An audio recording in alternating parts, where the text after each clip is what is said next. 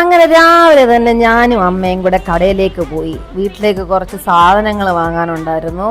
അപ്പം അമ്മ അതൊക്കെ ഓരോന്നോരോന്നായിട്ട് ഇങ്ങനെ ആലോചിച്ചെടുക്കുക. നമുക്ക് ഈ ലിസ്റ്റ് എഴുതിക്കൊണ്ടുവന്ന പരിപാടിയൊന്നുമില്ല. അപ്പോൾ അവിടെ കാണുന്ന ആലോചിച്ച് എടുക്കുന്ന പരിപാടിയേ ഉള്ളൂ. അപ്പോൾ പാല് അമ്മ എടുക്കുമായിരുന്നു. പാൽ എടുക്കുമ്പോൾ ഞാൻ പറയുമായിരുന്നു മിൽമയുടെ പാല് മതിയെന്ന്. പ്രൊമോഷനൊന്നും അല്ല കേട്ടോ, നമ്മൾ മിൽമയുടെ പാലേ വാങ്ങാറുള്ളൂ, അത്രയേ ഉള്ളൂ.